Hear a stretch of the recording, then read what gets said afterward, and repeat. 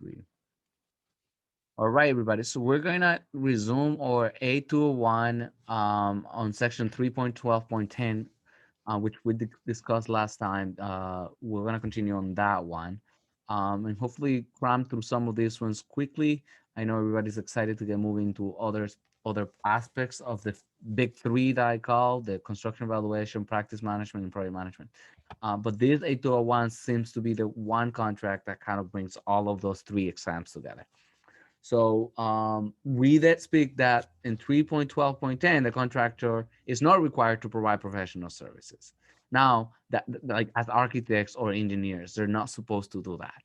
But if the contract was to specify that they're supposed to do that, then they will have to hire some sort of sub or consultant that will be hired to provide those. One example is typically like sprinkler engineers and life safety engineers, fire protection engineers. Sometimes contractors need to get one on board to help them. Sometimes they have them on in-house already. So those are sometimes cases in which they need to hire a very like a design professional to do that.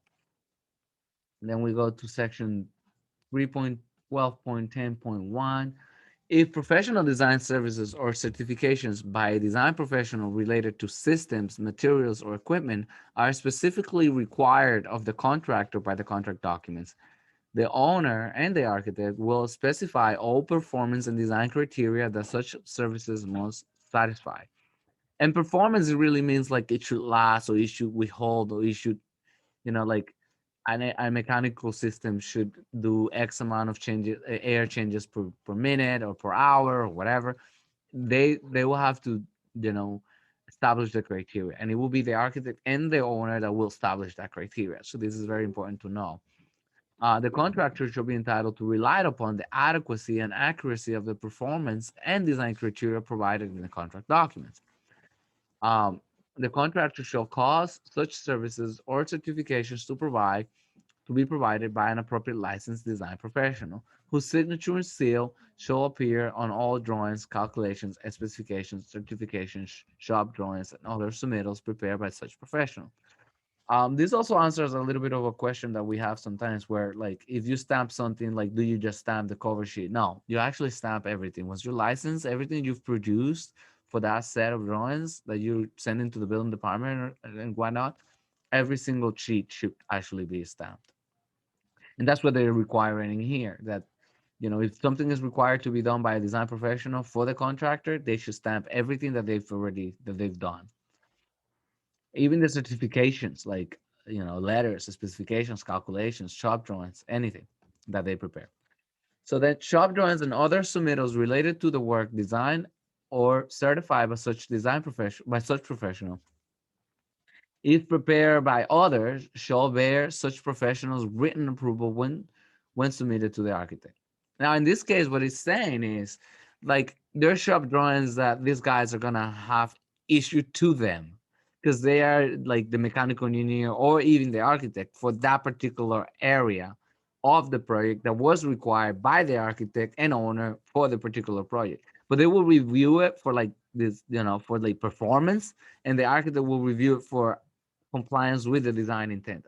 It can get very confusing. I don't see NCARB doing something like this, but still, I want you to understand the contractor could hire an architect. I think it's happened. The contractor actually hired, I think, us here, Flow too. One time it was a contractor that does stairs, but there was an architect involved in the project. But that particular contractor hired us to do certain things within that design, and we were another licensed architect involved in the job, but we weren't even working for the other architect. We were working for the contractor. So we're that guy here. But if we got a submittal from the contractor to us, we will review those submittals. And in fact, I think I remember talking about that we will get submittals and we'll have to review it. And we didn't even know how to charge for it because we've never had to do something for the contractor where we review submittals. We would actually do it for the owner. And that's included in our construction administration contract that we typically do. We've never done anything for the contractor. So, but in this case, I'm not trying to confuse you. I'm trying to explain it so that's clear. They're saying that the contractor will hire this design professional. He will get submittals and he will stamp it as reviewed and approved, right? And then send it to the architect. and the architect will review it and approve him for design intent. The contractor, basically, that architect is acting as for the contractor. You remember how I said before that the contractor should review and approve submittals prior to sending them to the architect. In fact, if the contractor hasn't approved them and and stamp them and said that they review them, the architect should return them and not even do anything about it, or assume that he had reviewed them. And if he assumes that and is wrong, then the contractor is liable for it. Does it make sense? Yep. Excellent. So, the owner and the architect shall be entitled to rely upon the adequacy and accuracy of the services, certifications, and approvals performed or provided by such design professional, provided the owner and architect have specified to the contractor the performance design criteria that such services must satisfy. Now, if the architect, now I'm talking about we as the architect owner relationship, didn't specify that, let's say that roof should last 10 years, or whatever the performance, that's a performance criteria, um then we can't be like we can be going after them because he didn't perform, because we never even established how they should perform. So that's very important. Okay, pursuant to this section, and that's why, by the way, we have, specs, and the specs talk about the performance a whole lot. Pursuant to this section 3.12.10, the architect will review and approve or take other appropriate actions on submittals only for the limited purpose of checking conformance with the information given and the design concept expressed in the contract documents. Now, again, every time we're reviewing submittals as architects, and he says that over and over, we're not reviewing like for accuracy. We're not reviewing for like whether the dimensions are even the right dimensions. We're reviewing for compliance with what we told them is in there, like, or design intent. So if it's not compliant with design intent, then we reject it. So it's always be careful with what you're reviewing and why. It's not to like, you don't really measure things, because otherwise you would be doing inspections, and we don't do inspections. You guys know that, right? I mean, we do only like one inspection, and it is a substantial completion, but that's about it. So section 3.12.10.2 says if the contract documents require the contractor's design professional to certify that the work has been performed in accordance with the design criteria, the contractor shall furnish such certifications to the architect at the time in the form specified by the architect. So they're saying a third-party guy saw it, approved it, and is giving it to us, stamping it, saying yes, it does comply with the requirements of the performance criteria, and that holds that architect or design professional, as they call it, liable, because they've said that he does, and if he later doesn't, then they're liable. We're not. So, and how would that work? You would wonder. Well, we would sue the the contractor, and the contractor would sue that design professional. That's how it really would work, because we don't have a contract with that architect or design professional. We have and we as architect don't have a contract, but it's the owner. When I say we on A201 world, we're also referring to the owner. We as the team of the owner. So then, section 3.13, use of site. The contractor shall confine operations at the site to areas permitted by applicable laws, statutes, ordinances, codes, rules, and regulations. Lawful orders, sorry. Lawful orders of public authorities and the contract documents, and shall not unreasonably encumber the site with materials or equipment. It's just saying, like, don't do anything illegal within the site. Don't access things that you're not supposed to access. Wetlands, for instance, like if there is a wetlands delineation, they shouldn't be messing with it. That's an example. But they also should not block access to the site. In fact, the site should be open and ready for accessibility by authorities of jurisdiction or the architect and owner at all times within moment, a notice. 3.14, cutting and patching. The contractor shall be responsible for cutting, fitting, or patching required to complete the work or to make its parts fit together properly. Well, if something doesn't fit, it doesn't mean like, oh, leave it there to the side, don't do it. They got to make it fit, they got to work. So they have to be able to do those things, cutting and patching. All areas requiring cutting, fitting, or patching shall be restored to the condition existing prior to the cutting, fitting, or patching unless otherwise required by the contract documents. Pretty much common sense, right? You opened up a wall, you opened up a hole to put some cables through it, you got to patch it and paint it back again. Most contract documents actually that I have seen in my life do say something about like cutting and patching and blah blah blah. Like they say things like that. So, but I assume they should know it. But again, we shouldn't assume it. We should put it in the drawings. 3.12, 3.14.2 says the contractor shall not damage or endanger a portion of the work or fully or partially complete a construction of the owner or separate contractors by cutting, patching, or otherwise altering such construction or by excavation. Again, if you've already finished something or anybody has already finished something, they can't mess with it. They got to leave it finished because then that's going to cost money to the owner and it's going to be a problem. So it's here's stating the obvious. Don't break something that somebody else did. If you need them to come back and have to do something, then you have to communicate it. The contractor shall not cut or otherwise alter construction by the owner or a separate contractor except with written consent. Again, they can't just be messing because you see where it gets gray. Well, this contractor is acting in bad faith. He cut something that the other contractor did that wasn't how it was supposed to be done. And he's just trying to say that the other contractor didn't do a good job because he also wanted to do the masonry, but he didn't get the masonry. It can get very sneaky and weird. So again, don't touch anything unless you're gonna unless you ask for permission and get authorization to do it.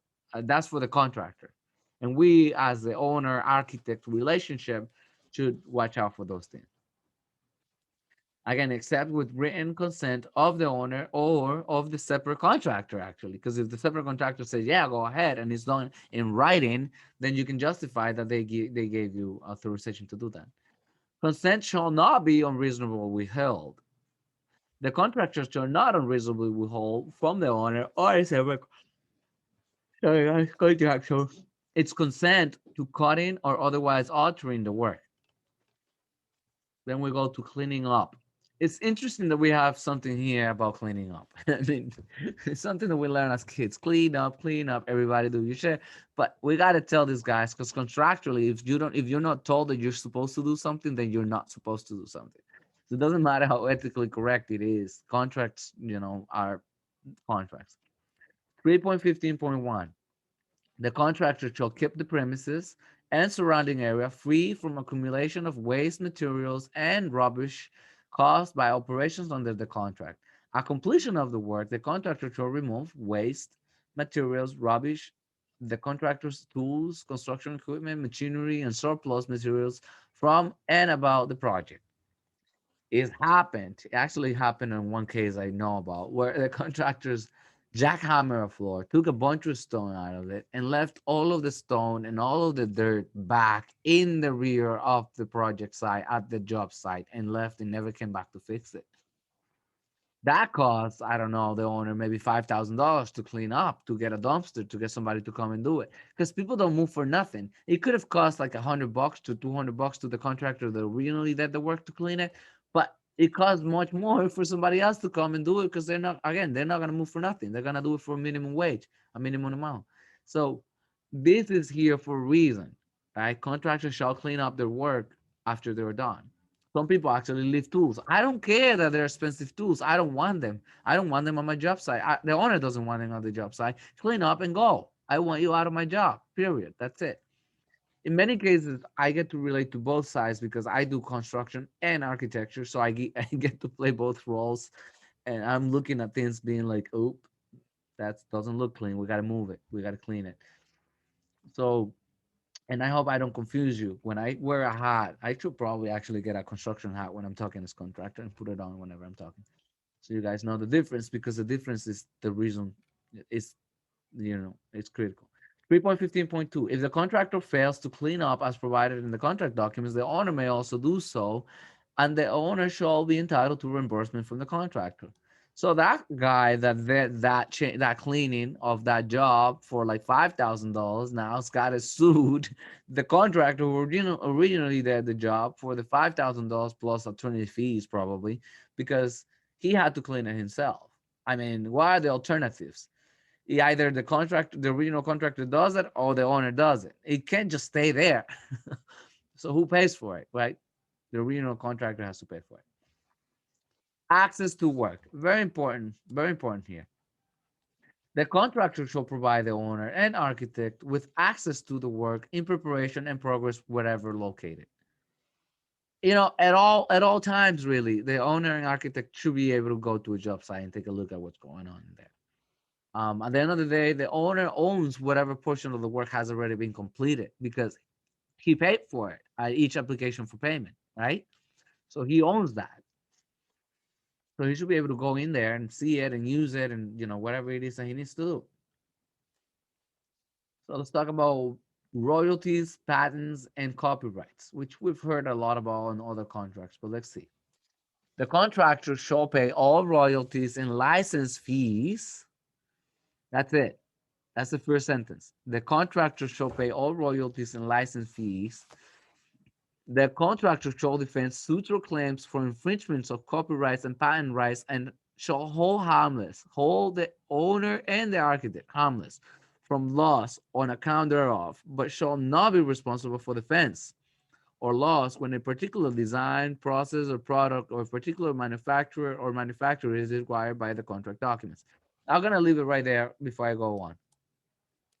So when they're talking about here, it's not just the architects like instruments of service infringements. It's talking about like certain systems and certain processes that may be copyrighted, like copyrighted processes. You know, I mean, they may be building, let's say, a a brewery, right, a beer making company, right, and they're installing all of these systems and all these processes and all this stuff in accordance with a particular standard. And it turns out that that standard, there are two cases. One is that standard is owned by the contractor, by the owner, is proprietary, they're doing it. Then the contractor's got to do it in accordance to that. So if something goes wrong with that process, if it was done as per that process and the result isn't what it was desired, the contractor's not sued for it because he did it exactly the way that he was told how to do it. Now, if he did it and it then belonged to this owner, it belonged to another company, and it was a copyright information, he didn't know about it.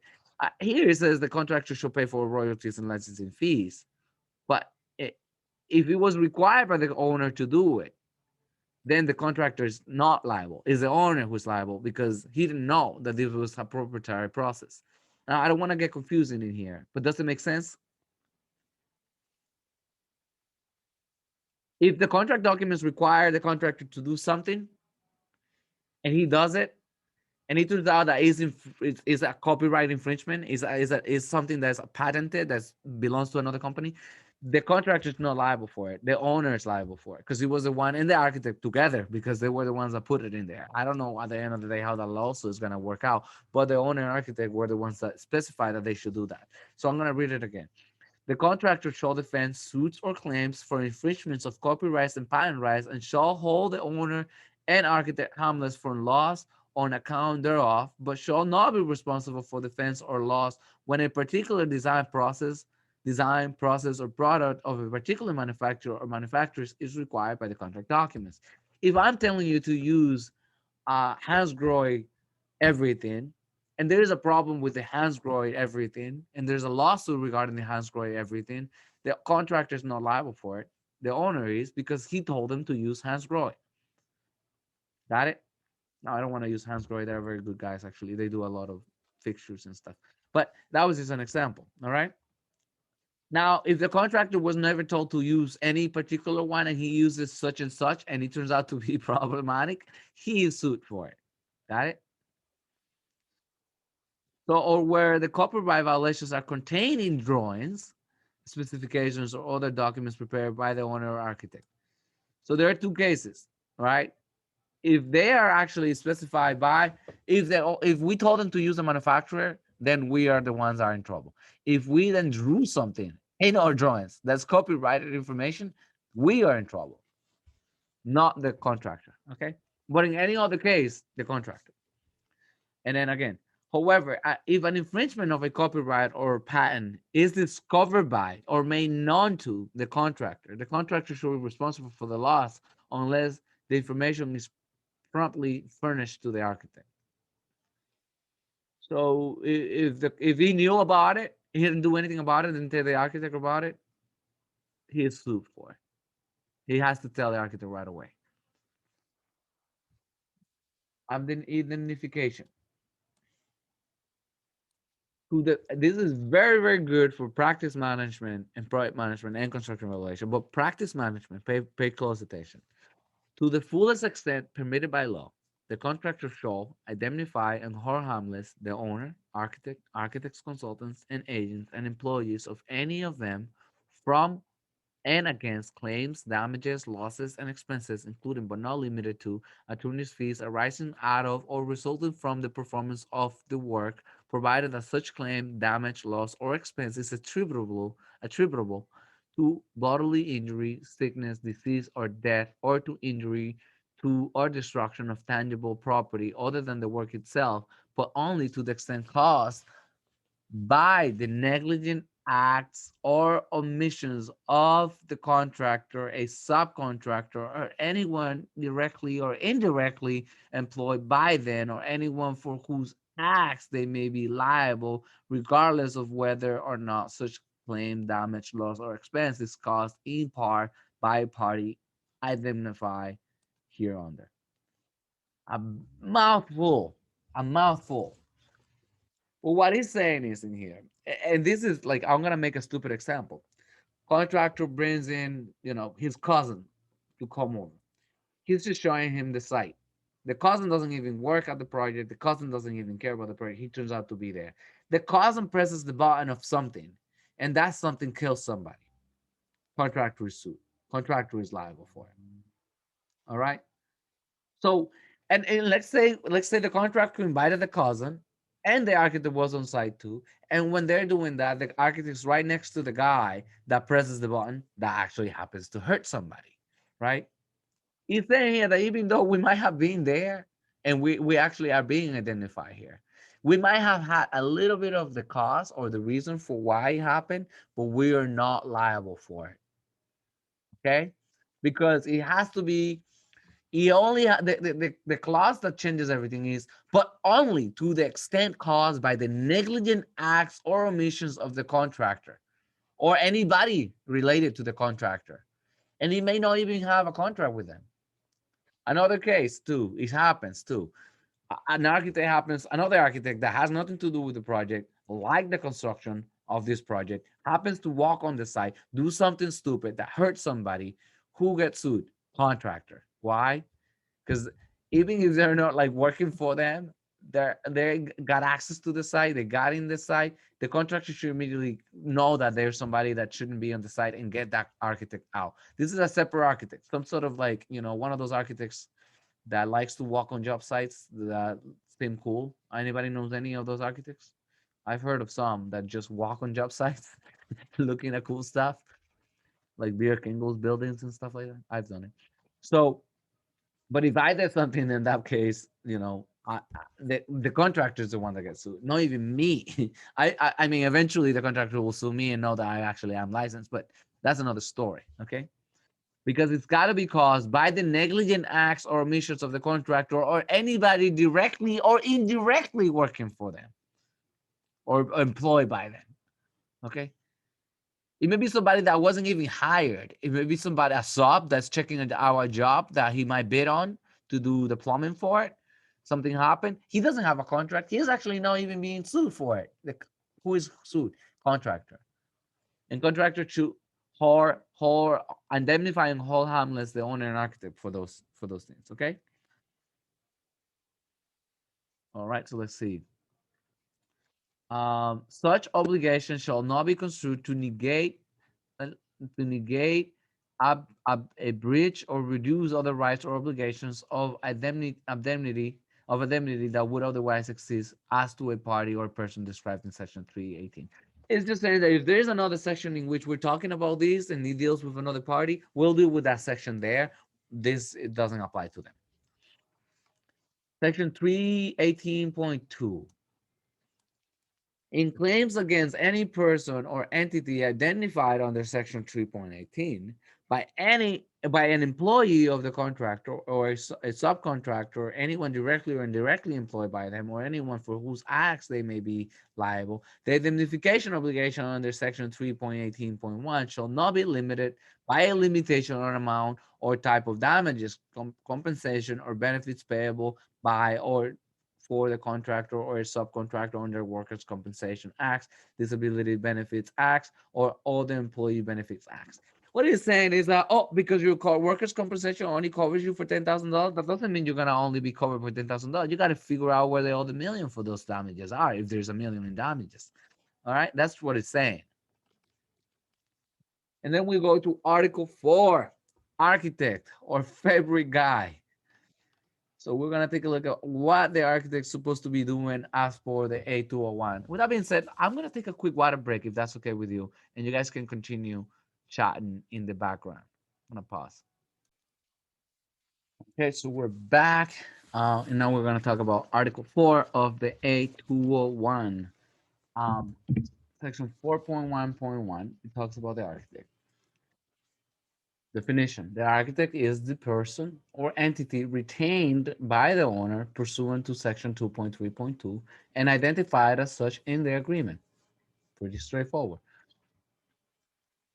4.1.2: duties, responsibilities, and limitations of authority of the architect as set forth in the contract document shall not be restricted, modified, or extended without written consent of the owner, contractor, and architect. Consent shall not be unreasonably withheld. What it's saying is what we're doing right now and our authority right now has already been defined and shouldn't be extended. And by the way, the minute it's extended, it means we're increasing our liability or our exposure. So it shouldn't be extended by anybody without authority from everybody. Because if it is extended or changed or even limited or reduced, we should probably get either entitled for additional services or entitled for whatever it is that we're doing. So that's there for a reason. Okay, it's been proven that sometimes people assume things about us as architects that we're not supposed to be doing, and we want to make sure that it's written somewhere in here that we're acting as the architect with the authority defined as for the A201 and as for the B101, which is the contract that we have with them. Section 4.2, administration of the contract. The architect will provide administration of the contract as described in the contract documents and will be an owner's representative during construction until the date the architect issues the final certificate for payment. The architect will have authority to act on behalf of the owner only to the extent provided in the contract documents. Again, there are things that the architect cannot be doing. Um, you know, in two ways that the architect shouldn't be acting as contractor, the architect shouldn't be acting as the owner. He's an agent for the owner, he's a representative for the owner, but like approving $1 million change order is not the architect's duty. He shouldn't be doing that. Okay.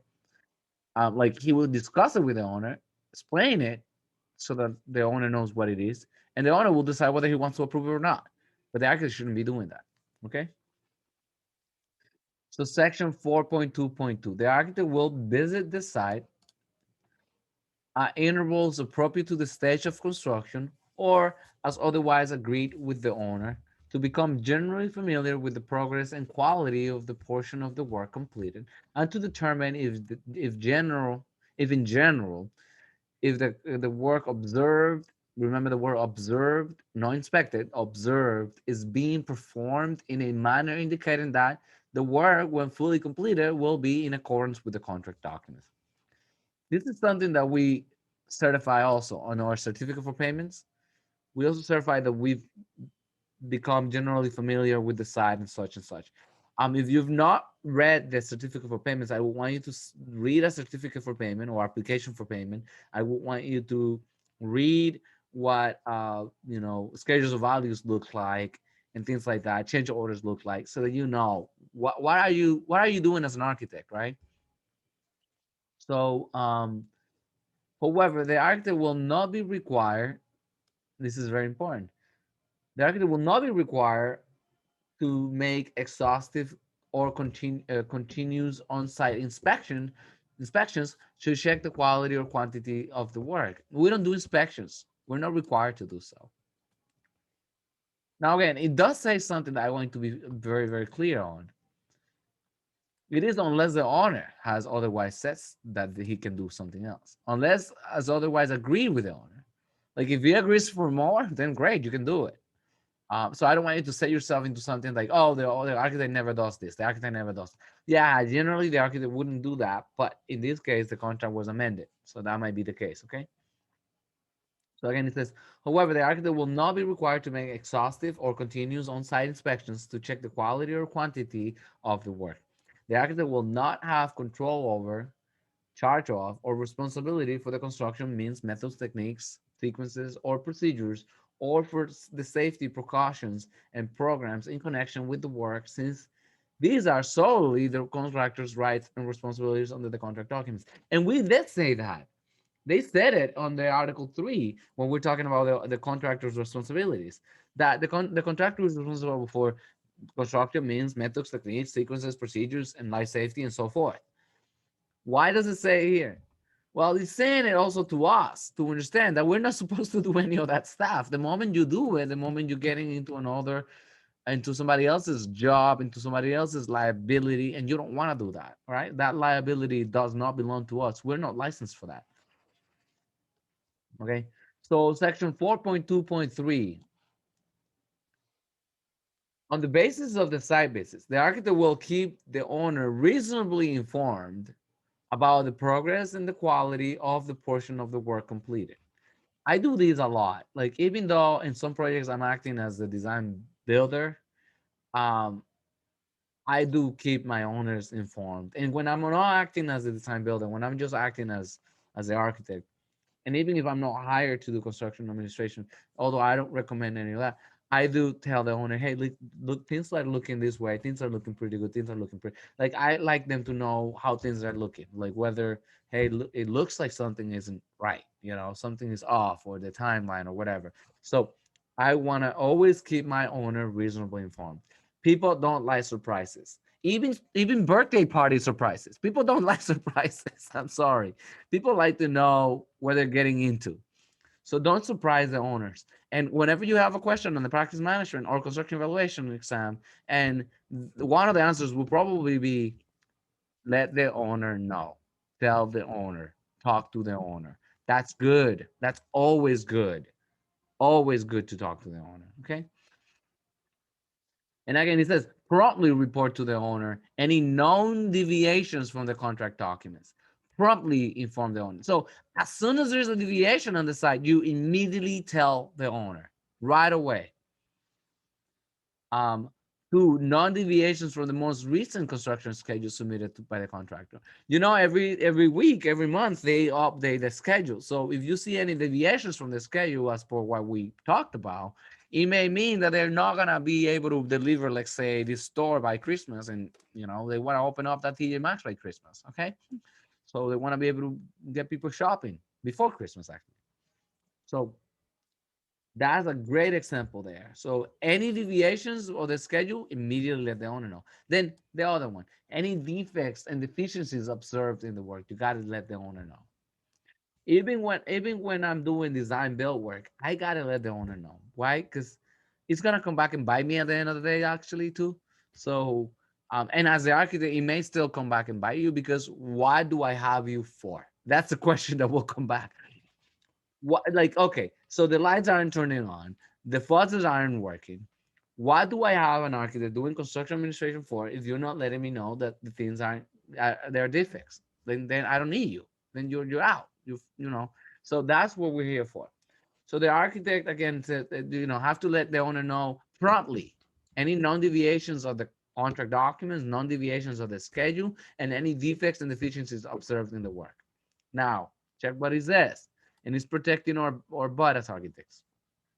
The architect will not be responsible for the contractor's failure to perform the work in accordance with the requirements of the contract documents. The architect will not have control over, or charge of, or or will be responsible for acts or omissions of the contractor, subcontractors, or their agents or employees, or any other persons or entities performing portions of the work. That's it. Whatever they did, they're responsible for it. We're just supposed to tell the owner about it. That's section 4.2.4. Communications. Very important. Very important. The owner and contractor shall include the architect in all communications that relate to or affect the architect's services or professional responsibilities. I mean, if the contractor is calling the owner to talk about, the new girl they saw on Tinder, doesn't matter. We don't care about it as architects. We don't really care about it. They could talk. They can't talk. Because I keep saying to you that they cannot talk, they cannot talk, they cannot talk, they can only talk through the architect. Related to the project, related to this project, they got to talk to the architect. They got to talk through and via the architect. Okay? They cannot just be talking directly about it. They could talk and then call the architect and say, hey, listen, the contractor and I were talking about this, such and such. And the point is that they got to relate it to the architect. Okay? Doesn't mean that like any deja vu that the contractor has and calls the owner about it, like is wrong. Well, yeah, I am aware of the deja vu. Tomorrow morning we'll talk about this with the architect. We got to let the architect know. They just can't go on it. You know what I mean? Does it make sense, guys? Now, many reasons, but I'll tell you one obvious one. Why is that tile pink? That's wrong. Nope. Me and the contractor, me and the owner and the contractor spoke about it, and they changed it to pink. What the heck am I here for? Like, I designed this. Like, what am I here for? You feel stupid. You design these contract documents, you put them together, and then people are just changing them over without your approval or even like your say. I mean, it's disrespectful to some extent, and you're altering basically my results of my instruments of service. You got to let me know about it. But then again, also you got to track that change because there may be a change order. There may be a construction, that may be a construction change directive, but the architect is involved in all of those steps. you know. So how can you approve an application for payment for a change that you didn't even know about, right? Because the architect is the one that approves the certificate for payments. Does it make sense, everybody? There may be better reasons, but these are really good ones too. 4.2.5. Based on the architect's evaluations, sorry, architect's evaluations of the contractor's applications for payment, the architect will review and certify the amounts due to the contractor and will issue certificate for payments in such amounts. This is where doing that observation works. You go to the site, see everything that's going on, you get an application for payment, you see the schedule of value, you see the construction schedule, you compare all of that stuff. Yep, he did it, he did it, he did it. Nope, he didn't do it, he didn't do it, he didn't do it. Nope, you're not entitled to that. You're entitled to this. You can scratch it, say you're entitled to this, finish the rest of the work, and we'll talk about it in the next certificate for payment. That's your job as the architect. You're gonna look at all of those things. And I said one word, I said one thing.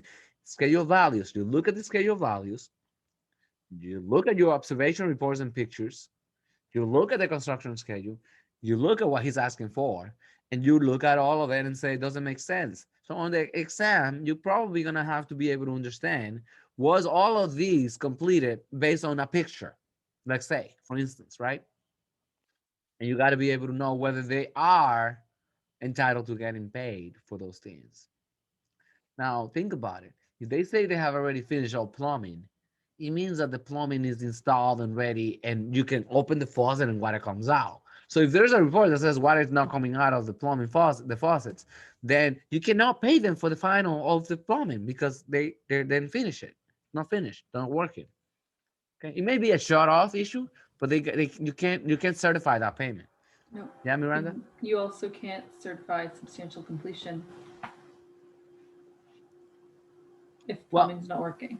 Exactly, because substantial completion means that you can use the building for the intended purpose of the building or whatever portion of it.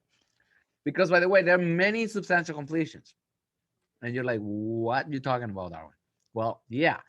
Sometimes it happens that we do the walkthrough at the same time with plumbers, electricians, mechanical engineers, and everybody, and they certify substantial completion that day.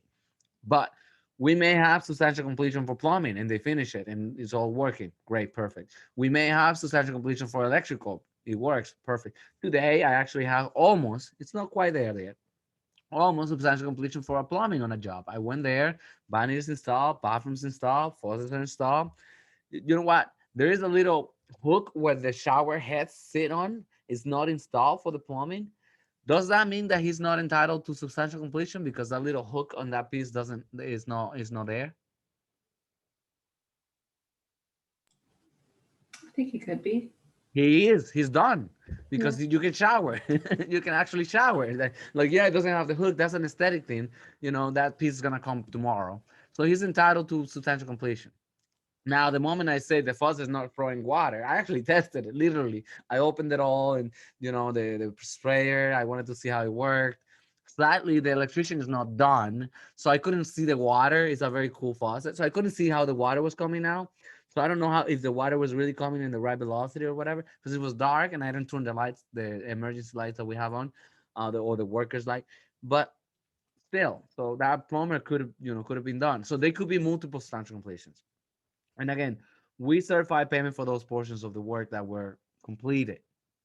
And in the process, there may be other pieces, but I'll tell you, look at the observation report, look at the schedule value, look at the construction schedule, look at the application for payment, compare it all, and whatever checks off, is they gotta pay for that. Okay, you know. So, and there may be a little note that says, "Oh, and such systems are bought and purchased and are stored in a warehouse that's bonded." If it is not stored in a warehouse that's bonded, and you don't have access to that warehouse and you haven't seen it, you cannot certify payment for it. You got to make sure it's bonded. You got to make sure they pay for it. You got to make sure it's there. Okay, they can't just have it anywhere because they only have to have access to it. What if the owner decides to fire the contractor? Does the owner gets transfer the bonds and the protection of that? Right? Because the owner probably could have already paid for it. Whatever, be sure on those things. So then, section 4.2.6, the architect has authority to reject work that does not conform to the contract documents. That's one thing we have authority to reject work. Do we have authority to accept non-conforming work? No. No, absolutely no. We can only reject work that does not conform with the contract documents, but we cannot accept it. Can the owner accept non-conforming work? Yes. That's right. Miranda, it's right, spot on. Chin, chin, chin, chin, chin. That was easy. So Oh, what do she, you mean by, sorry, what do you mean by non-conforming work? non-conforming work refers to things that do not represent what we have in our design intent. Let's say the shower head is supposed to be centered and is like 6 inches off. Can the architect say, yeah, that looks substantially complete, everything works, you're all done, approved? Okay. No. So Well, the owner could say, I like it like that, don't worry about it, it's all good. He can accept it. The owner can accept it, but the architect cannot. And the architect can say, I reject it, you can accept it, you can do whatever you want with it, but I reject it. Yeah, but Marcos. that in situations where like ADA compliance, things like that, I don't think that the owner will. He cannot accept a word that doesn't comply with the code regulations at that point. He can. He can, but he's gonna get in trouble with a lawsuit from the ADA. Or he can accept any non-conforming work, but he will not be able to get a substantial completion or certificate of occupancy.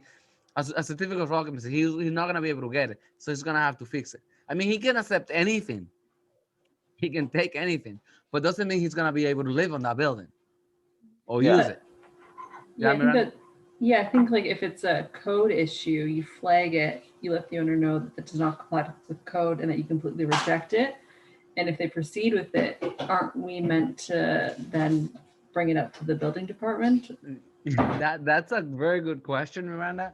And I always get very, I feel weird about it I because know. I don't like the, I'm more into like this snitches get stitches kind of relationship. So But we don't, we I don't want to be the snitch on anything like that. But we do. I'll tell you what I would do, and I don't know if it's in here, and I want to always get it. I would put it in writing. I would say, and I will email everybody. The bill inspector doesn't need to get it, but I guess everybody on the project team, internally, and I would say that toilet is not ADA compliant, and I am rejecting it. And here on, I am letting everybody know. I'm putting you on notice on that subject. And the owner can say it's okay. I like it. I'll keep it. Looks great. That's it. Later on, they get sued, and you have that letter that said, and you copied everybody that said, I am rejecting it. Because the issue of it is, well, it might be rejected by the building department. That's one. And they'll have to fix it because then they're going to get a stop work order. And nobody wants to be paying holding costs on a building that they can't occupy. That's just ridiculous. So they're going to have to fix it. So, but the other is if the building department doesn't see it and then somebody in a wheelchair comes in, sees it and sees that he can't get in. There's actually people out there, I've heard of it, I've never met any, that actually make a living out of suing, companies for not providing ADA compliant restrooms or access. They know the code to the T, to the E, or whatever, to the T, and they know when something is not compliant. They immediately go to the court and do a lawsuit. Said, you know what, I'm suing this company because they are socially profiling me or whatever. Like they are inhibiting me my right to access to that toilet the way it's supposed to be. They may not even need it. They may not even have a handicap disability, but they're just knowledgeable of the subject, and then the owner is gonna get sued. Why? Because when yeah, I mean, the architect is gonna go to that lawsuit. That sadly, we are gonna be there. But we're gonna have evidence saying that we wrote a letter saying that this is non-compliant and that they should have rejected it. but there's a difference between non-compliant and non-conforming work. Just That is like, that is right. So non-conforming work could be non-compliant. or it Actually, could just be the contractor selects a different type of metal panel that the architect did not specify, and the owner says, let's go ahead with that. But the architect is like, this is not a good product. I don't want to accept this. It's non-conforming work because anything, it does not conform with the contract documents. anything that's not what we draw is non-conforming work. Until the point in which we actually say, yeah, no, actually that's good. Because we could say the design intent, because we are actually, it's interesting because we interpret the design intent. We say, well, the intent was, and even in writing on sketch, because it might have not been reasonable inferable, like easy to infer and to know that that was the case. So with a tile or with a pattern, and the contractor's like, well, it looked like you wanted, like running bond. That's what it looked like on the drawings. But like, I'm doing like stack bond because it wasn't quite clear. We may look at it and make an interpretation and say, no, no, no. We don't want running bond, but here's the thing. Stack bond was another alternative that we were discussing, and the owner actually is agreeable to it. So we'll be good. And we're not accepting it. We'll tell the owner, hey, listen, remember the run you want a stack bond? We never managed to change that or whatever. They're not accepting it. They're actually clarifying the design intent. My example wasn't the best, but there are things that are in that sort of borderline where it could either be gray or black or white. We get to say, no, no, what we meant was such, and it could have been right what they did, right? But in any other case, it could have been no, what we meant was black, like that wasn't the case, so you reject it. So, and clarifying what Miranda said, which is it was clear already, but I'm gonna make it even more. Non-conforming work is work that does not conform with the contract documents. Anything we drew, they got to do. Actually, that rhymes. Anything we do, they have to do.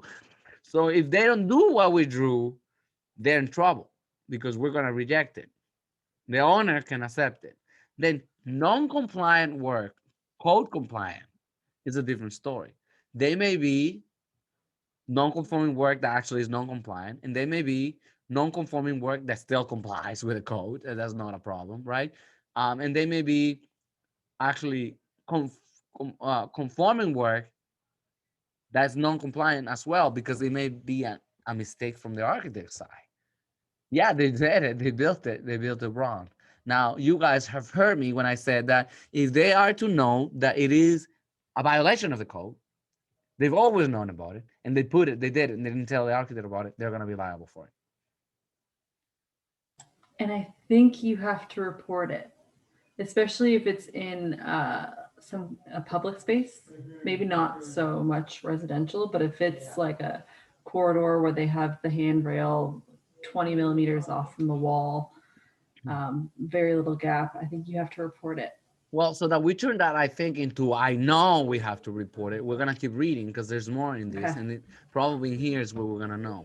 Yeah. So again, the architect has authority to reject work that does not conform with the contract documents.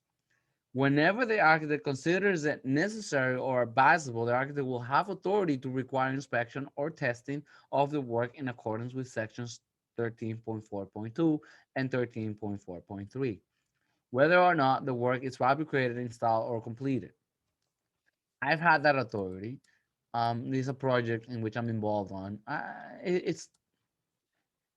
It's not a perfect example, but they actually installed some sheetrock in a wall, and I had the feeling that they didn't put insulation before they installed the sheetrock. It happened over the weekend, so when I went back, I said, "Can you open up that space?" And I want to see if they put insulation. It turns out that they didn't put insulation in there, but then it also turns out that that was not gonna be a inhabitable space. It was just a little threshold space. It wasn't gonna be heated or anything like that, like ventilated. Not ventilated, but heated. So it turned out that it was okay. And they opened it, they saw it, and But then again, what if we decided that we were gonna put a heating system in there? It would have been wrong, because why'd you put in a drywall without insulation on that space? So so we have the right to tell them, I want you to open that doesn't look like it conforms, that doesn't look like it's right. And by the way, that doesn't get us liable into anything. We're just telling them, hey, we think that we have a feeling about it. Now we have to be acting in good faith. I'm gonna keep reading. So however, neither this authority of the architect nor a decision made in good faith, either to exercise or not to exercise such authority, shall give rise to a duty or responsibility of the architect to the contractor, subcontractors, suppliers, their agents, or employees, or other persons or entities performing portions of the work. Well, the architect didn't inspect it. So what? If it's wrong, it's wrong. The architect inspected it and it turned out to be right. So what? I'm doing my duty. I'm doing my right. I get to see it. So long as it is done in good faith.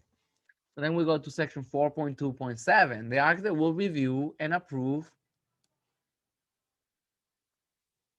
The architect will review and approve or take other appropriate action upon the contractor's submittals, such as shop drawings, proto data, and samples, but only for the limited purpose of checking for conformance with information given and the design concept expressed in the contract documents. Again, that's all we're looking for. We're not looking for whether it's 5 inches, 10 inches off. We're looking for, is it the material I wanted it to be? Does it look like what I wanted it to be? Yes. Great. Looks and feel the way. Is it the color that I wanted it to be? Great. The measurements are wrong, not my problem. Contractors should check it.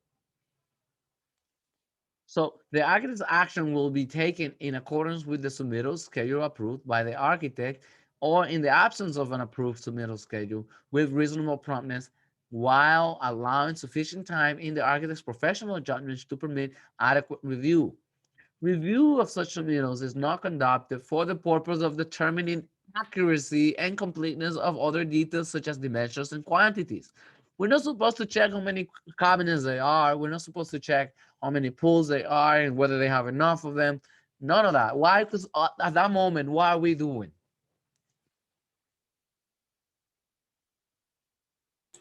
We're, I guess, taking the role of the contractor or subcontractor. Yeah, they have to be the ones that check how many cabinets they are and how they work and all that stuff. we're only checking for, again, it says it there. We're only checking for how much of it complies with what we design, and like does it comply with our design intent, right?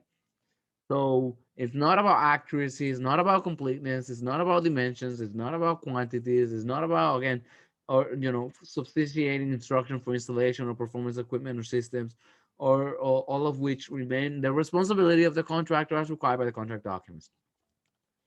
Okay. And then it says something very cool here.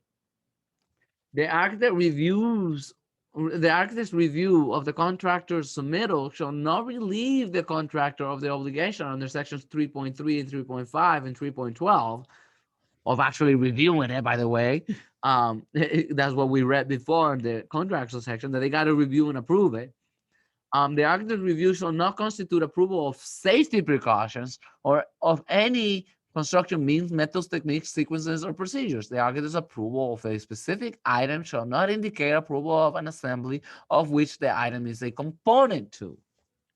Okay? Make sense? Yeah, I approve the pools look right, but I didn't approve the whole cabinet. You can reject it.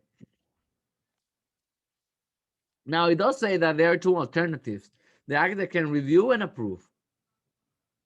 And then it says, and take other appropriate action. That's weird. It doesn't say they can reject it. But I guess before they have already told you that they have the authority to reject work that does not conform.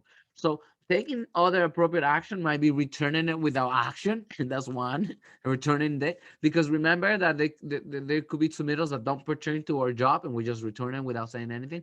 But then if it pertains to our job and it's out of sequence, we might just return it and says this is not in accordance with our approved submittal schedule. Right? It has to be done in accordance with the submittal schedule, because otherwise we got to be entitled to additional services as per the B101 that says we cannot, once we review submittals in not sequence, out of sequence, we got to be entitled to additional services.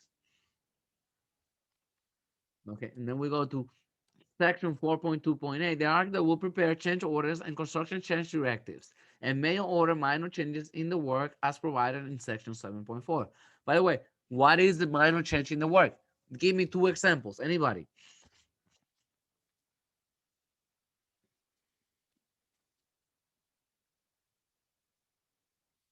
Change of color.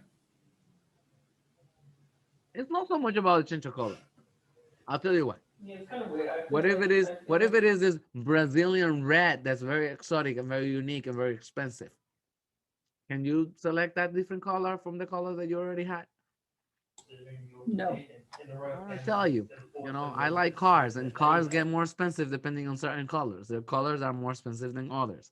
I don't know why. I really don't know the science behind it. But I know your point. There are changes like change of paint colors. A Benjamin Moore blue 101 and Benjamin Moore blue 102 might cost exactly the same. Doesn't really matter. So those changes that do not have an impact in cost and time too, because that other one might actually take longer to ship too. So that might be a problem. So those changes that do not have any impact on contract time and contract sum are minor changes in the work. The architect, again, and I'm gonna rephrase something else I said before. Like the contractor and owner can talk, but they can't be approving and doing changes here and there willy-nilly whenever they feel like, because we are supposed to be doing change orders. We are the ones that prepare change orders and construction change directives. So because then it's hard to track what changed. Like you changed 10 things on me. Now I don't know what to do. Like, is that change order 1? Is that change order 2? Is that change order number 5? I'll tell you. There's not one thing that drives me more nuts than change orders. Even when I act as a contractor, I don't like them. Because sometimes they come in waves and they're too many and they're hard to track. And I like to divide them by discipline and groups. And then it's scary for me because I don't use any sophisticated software to do them, because they're tiny projects, but very complex to some extent. And I don't have all these sophisticated projects, softwares. So it's just me with my little Excel sheet trying to track them. And I'm like, oh my gosh, Am I losing money? Am I making money? It happened at one job where I didn't know whether we made money or not. I was like, I think we made money. I don't know, because there were too many changes, too many variables. And in this case, on that case, I was acting as the contractor. But what about acting as the architect? And all of these changes are happening, and you don't even know. Horrible, horrible. Then you're not doing your job, and it's because somebody else not letting you do your job. So it gets very. So that's why it says before the contractor shall, if they communicate with the owner about matters pertaining to the architect services, they shall communicate through the architect and at the architect on communications. Now I don't care if they like the last, the voice show last night. They can talk about that all they want. I don't care. But if they're talking about the contract documents, they got to talk to me. 4. Okay, so the architect will investigate and make determinations and recommendations regarding concealed and unknown conditions as provided in section 3.7.4. You know that? So 4.2.9. The architect will conduct, and by the way, the section 3.7.4, you remember it? It was about like whether some conditions were ordinary or not, like within the site, some, site conditions, you know, uh, in which case then they will create a change order if it wasn't, and or not create a change order if it was, like, oh no, that was okay. So then we go to section 4.2.9. The architect will conduct inspections to determine the date of or dates of substantial completion and the date of final completion. Issue certificates of substantial completion pursuant to section 9.8, receive and forward to the owner for the owner's review and records, written warranties and related documents required by the contract documents, and assembled by the contractor pursuant to section 9.10, and issue a final certificate for payment pursuant to section 9.10. Then we go to section 4.2.10. If the owner and architect agree, the architect will provide one or more project representatives to assist in carrying out the architect responsibilities at the site. It may, the owner and the architect have to agree on it, but we may have somebody else, a clerk of the work that works for the architect. That's always there doing what the architect is supposed to do. They also call it OPM, owner's project manager. It's really what we do. So, but sometimes it's a third party. Owner's project managers actually are third party. They're not the architect. They're not the contractor. They're another party that they hire. So, but if the owner agrees, we'll hire somebody to do that within our office, maybe. So the owner shall notify the contractor of any change in the duties, responsibilities, and limitations of authority of the project representative. So if they say, yeah, you can have him, but he cannot approve such and such, gotta let us know. Then we go to the architect will interpret and decide matters concerning performance under and requirements of the contract documents on written request of either the owner or contractor, and the architect response to such request will be made in writing within any time limits agreed upon or otherwise with reasonable promptness. Right? We render all the decisions, we interpret them when it comes to the contract documents. Interpretations and decisions of the architect will be consistent with the intent of and reasonably inferable from the contract documents, and will be in writing or in the form of drawings. We do sketches, right? Sketches. When making such interpretations and decisions, the architect will endeavor to secure faithful performance by both owner and the contractor, will not show partiality to either, and will not be liable for the results of interpretations or decisions rendered in good faith. Hard to prove whether they weren't in good faith or not. So that's interesting too. The architect's decision on matters relating to aesthetic effect will be final if consistent with the intent expressed in the contract documents. Oh, this is an idea about look and feel. Who is the one? Architect has to say. Anything that has to do with look and feel, aesthetics, architect has to say. If it is reasonably inferable or consistent with the contract documents. And then we go to section 4.12.2.14. I'm gonna continue with Article 5 next time, but 4.2.14, the architect will review and respond to requests for information about the contract documents, RFIs, The architect's response to such request will be made in writing within any time limits agreed upon or otherwise with reasonable promptness. I think it's 7 to 14 days or so. Memorize that. That's very important. If appropriate, the architect will prepare and issue supplementary drawings and specifications in response to the request for information, which is the interpretation that we spoke about on section 4.2.12. With that being said, we will conclude this Article 4 today and we'll continue with Article 5 on our next section. Thank you very much.